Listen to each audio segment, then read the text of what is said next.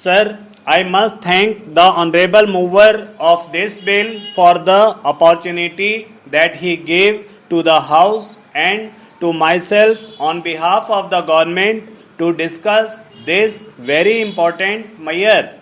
As several honorable members have more or less unanimously projected, the object of this bill is that in a vast country of our size, it is essential that as many articles are as essential to life are brought under a system of price discipline, which ultimately reflects into a level by fixed to a commodity on the basis of reasonable profit and return to the producer and the seller.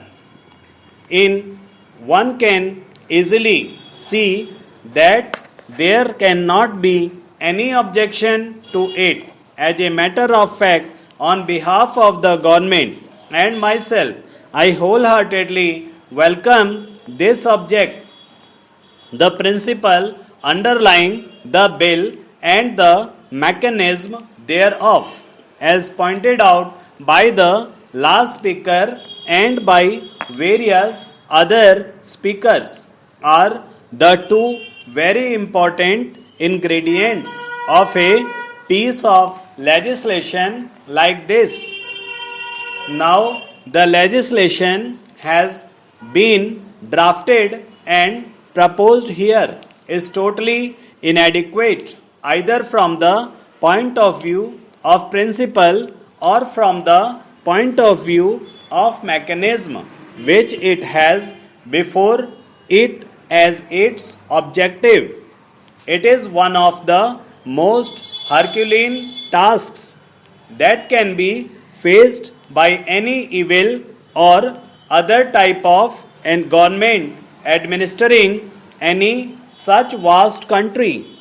I would therefore say what measures this government has taken since independence up till now in this respect, and they may be enumerated by me in a brief way before the House.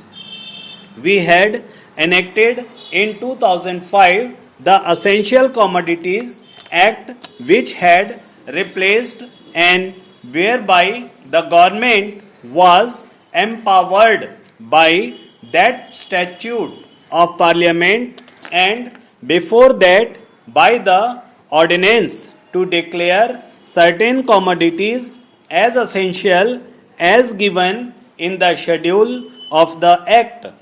It has been further amended 3 times by the central government.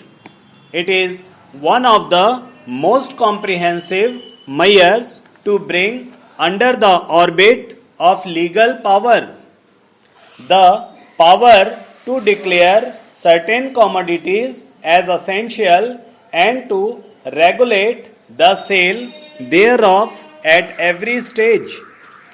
My friend mentioned a very important point that there are many stages of a transaction.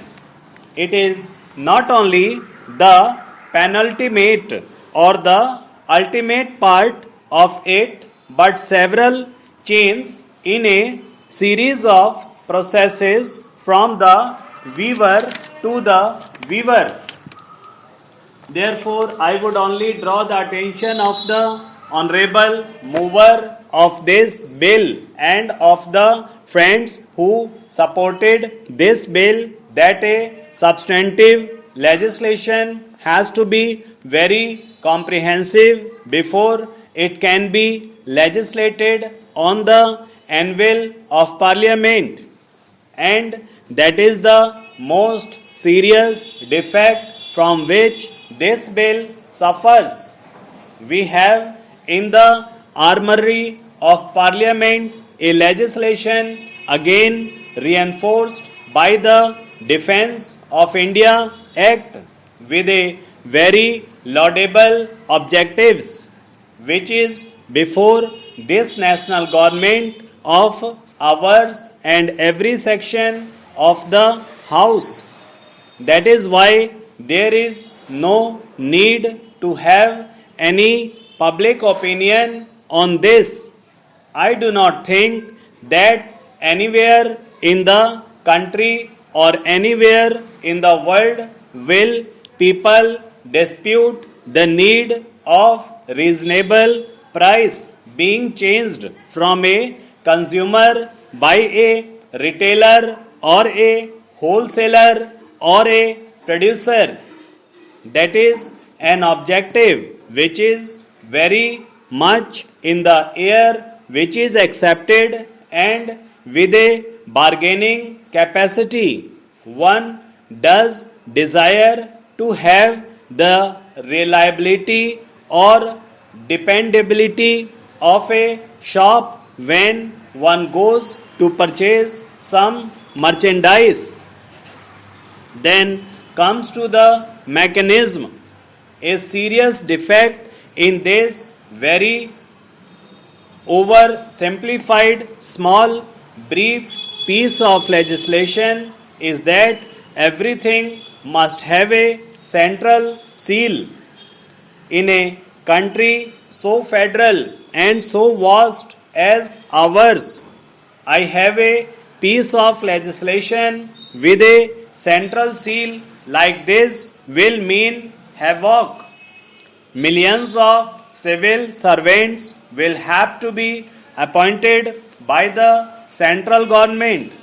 God knows how many crores of rupees will have to be spent in appointing this staff to have all the things needed to control the price in such a vast country. More money will have to be paid out both by way of administration and in various other ways. Therefore, such a legislation has got to be very much viewed with circumspections, and so both from the point of view of principle and of mechanism. I would say that bill requires very serious modification. Practically, the original draft is untenable either as a groundwork or framework or as a basis. You cannot declare all commodities to be immediately thought under the purview of this law. There should be a selective phased approach. Firstly, we take those articles which are absolutely essential and basic to life, those which affect most of the poor man's daily family budget, and then over a period, gradually we go along and the social discipline becomes a national discipline which everybody understands. Various state governments have declared several commodities as essential to life and have stipulated certain prices, and in some cases there has been even the fixing of level